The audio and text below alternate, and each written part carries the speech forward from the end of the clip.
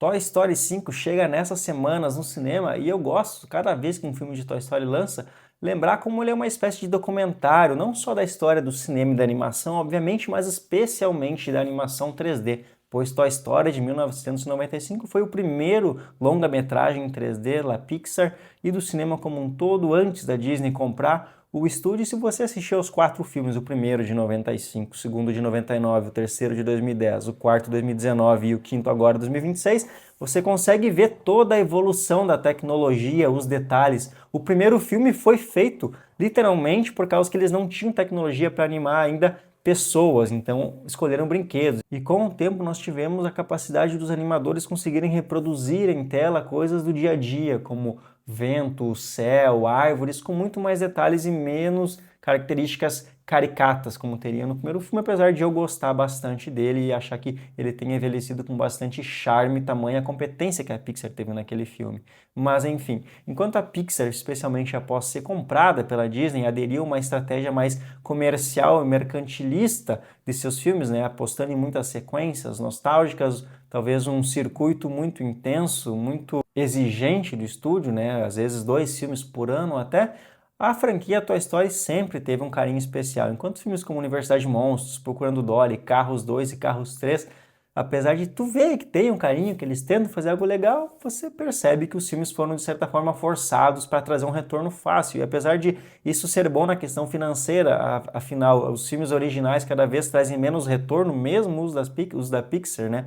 Longas como Lightyear, Cara de um Focinho de Outro, Hélio, não trouxeram muito retorno, alguns deram até prejuízo, outros como Divertidamente, Indo pra Disney, aí Frozen 2, Moana 2, que são filmes de qualidade bem questionável, fizeram mais de 1 bilhão, então eles acabam financiando essas empreitadas originais e que bom que a Pixar ainda faz isso, né? Nós tivemos esse ano Cara de um Focinho de Outro, vamos ter ano que vem Gato, por exemplo, mas Toy Story na contramão sempre teve um cuidado bacana, tanto que dessa vez o diretor é Andrew Stanton, que está no estúdio desde a sua origem. Ele dirigiu Procurando Nemo, Wall-E e Procurando Dory e escreveu o roteiro de todos os outros Toy Story. Nos últimos anos ele fez aí uma empreitada para o cinema live action com John Carter, a série de Obi-Wan Kenobi, não deu muito certo, você pode ver como uma regressão, ele voltar ao estúdio que ele tem mais confiança, zona de conforto, mas ele traz bastante sabedoria aí, mestre o que está fazendo e consegue servir de guia para a McKenna Harris, que está aqui como co-diretora.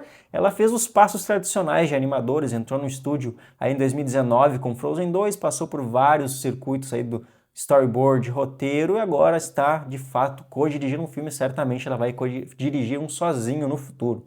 Mas enfim, Toy Story 5 traz uma história muito contemporânea, que é um debate sobre tecnologia com algo mais analógico e criativo. A Bonnie está sofrendo bastante, pois ela não consegue fazer novas amizades e os brinquedos identificam o problema disso pelo fato de que todas as crianças da vizinhança estão vidradas em tela, tablets, celulares dentro de casa, enquanto ela quer brincar. Porém, os pais dela, também reconhecendo isso, acabam comprando um tablet interativo, educacional para ela, que é um LilyPad, e a garota rapidamente fica viciada, usa várias horas por dia, mesmo com limitação de tela, acorda, já quer usar. Ela acaba fazendo amizades, mas não são as amizades certas. Tem uma certa festa do pijama que a garota leva os brinquedos, a Jessie e o Bala no alvo, e ela é ridicularizada. Com isso ela acaba ficando reprimida, bastante insegura, acaba se isolando dos outros, pois ela quer brincar, quer ter amigas e ela não sabe como unir isso. A Jessie acaba assumindo o protagonismo do filme. Ela, quem lembra do quarto filme, o Woody dá a estrela de xerife para ela identifica uma outra garota que também tem essa mesma energia mais inocente, criativa e caótica da Bonnie e tenta unir as duas. Eu gosto como, diferente de outros filmes da franquia, por exemplo, aqui não tem uma questão de vilania mais maniqueísta, né? Não tem alguém como o Lotso ou Pete Fedido que realmente eram vilões no cerne da palavra, que agiam egoisticamente por si próprios. A LilyPad, ela realmente faz o que ela acha que é melhor para a Bonnie. Ela age querendo ajudar e trazer amizades para a Bonnie, e ela acaba servindo como um certo arquétipo da mentalidade juvenil de hoje, com bastante ansiedade, autocentrada. Mas assim que ela percebe que ela está prejudicando a Bonnie, ela acaba tentando reverter isso, assumindo a culpa mesmo que a prejudique. E eu gosto como o filme reconhece, então, que a tecnologia ela não é a vilã, mas assim a forma como a gente usa ela de modo exacerbado, sendo dependente dela, e já temos vários estudos provando como isso prejudica não só crianças, como também adultos, mas especialmente os pequenos que ainda estão em fase de desenvolvimento, tanto a questão de aprendizado, interação social, habilidades sociais, retenção de memória, retenção de informações, capacidade de atenção, além dos danos longevos em questão de tu não estar exercendo a tua criatividade com brincadeiras que fazia-se antigamente, mas sim só focando na tela com excesso de estímulos, essas montagens rápidas, excessos de cores, ao mesmo tempo que o filme reconhece que o tablet, a tecnologia tem essa capacidade de interação, de trazer novas amizades e brincadeiras educacionais. E aí Toy Story desenvolve toda a sua história a partir disso, com o melhor que o estúdio já conseguiu fazer, que é unir aquela questão de humor com um assunto contemporâneo,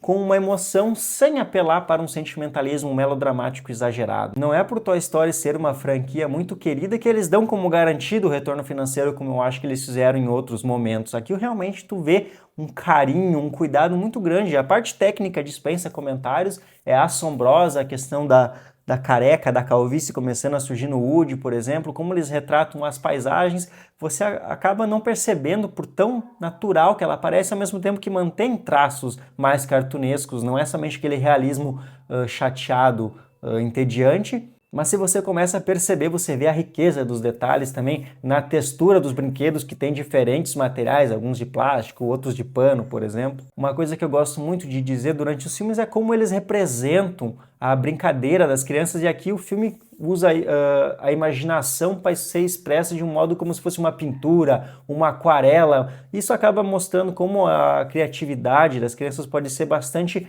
versátil e não tem limites. São momentos bonitos, mas que fazem sentido dentro da narrativa. Assistir a Toy Story é como tu resgatar uma pureza que vai se perdendo com a idade, também com o amadurecimento e idas excessivas ao cinema. Você se surpreende menos, mas Toy Story, assim como são os melhores filmes da Pixar, né, Wall-E, Up, Ratatouille, os outros Toy Story, Procurando Nemo, ele consegue trazer essa magia que encanta tanto as crianças e traz uma profundidade textual para as pessoas mais maduras, para os pais entenderem, talvez tentarem trazer algum aprendizado para a sua própria família e não somente como um entretenimento barato. Eu gosto muito como o Buzz volta a ter um arco narrativo próprio, ele tem um motivo, uma progressão aqui, já que nos filmes 3 e 4 especialmente ele serve mais como um alívio cômico, e a Bonnie também, ela tem muito mais desenvolvimento do que o Andy jamais teve nos filmes. Ela faz parte da história, não somente como um totem distanciado, como uma espécie de deus dos brinquedos que eles devem agradar, mas alguém que tem sentimentos e que tu consegue entender. Ela não está somente feliz ali o tempo todo ou triste porque perdeu os brinquedos. Ela tem personalidade, ela tem um núcleo, ela tem uma jornada a ser preenchida, de certa forma até espelhando a da própria Jessie. Aliás, é muito bacana como a Jessie, por já estar nos outros filmes, apesar de ela ter sido subutilizada nos filmes 3 e 4, ela já é uma figura tão natural em tela, tão carismática, que tu aceita o novo protagonismo dela com bastante autenticidade. É até bacana ver alguém ganhar mais tempo de tela e a gente conhecer melhor essa personagem. Já o Woody, enquanto isso, acaba sendo coadjuvante de certa forma. Ele já chega no filme por acidente, né? Ele quer ajudar, ele quer ser útil, mas ele acaba sendo, de certa forma, um acessório às jornadas do Buzz e da Jessie, que são mais protagonistas em como eles movem a história. Então eu gosto como esse filme, mesmo ele não tendo aquele frescor da novidade, da primeira vez que tu vê aqueles personagens, eles conseguem trazer riqueza, profundidade, novos detalhes, novas informações e uma discussão atual para esse assunto, ao mesmo tempo que não abdica da emoção e da diversão. O filme é hilário, tem o arco do Buzz, novamente, é inacreditável, certos momentos, certas gags, mas todas elas com algum propósito. E diferente dos filmes 3 e 4, que desenhavam um final para aquela jornada, causando um problema para caso eles queiram seguir no futuro com novos filmes, aqui fica bem aberta a possibilidade de nós termos novos filmes, seja com novos brinquedos, novas crianças, qualquer que seja. E na verdade, pela qualidade que esses filmes têm apresentado, é até bem-vindo que a gente reveja esses amigos, mesmo que demore 10 anos, desde que eles consigam trabalhar numa história realmente boa e não somente trazê-los por retorno financeiro. Toy Story 5 recomendo bastante, estou muito feliz que eu gostei desse filme. Tem grandes chances aí nas temporadas de premiação, por causa que por enquanto não tivemos nenhum rival ainda. Ele é melhor do que saiu até aqui, e não é só por falta de rival, por competição, ele realmente é um grande filme. Eu acho que botaria em terceiro ali na franquia, que para mim é muito bem nivelado. Eu já fiz um post aqui ranqueando os filmes, ele é pior que o terceiro, para mim, que é perfeito. Aí o primeiro, que é revolucionário e clássico, mas gostei também bastante desse Toy Story 5. Daria uma nota 9 para ele.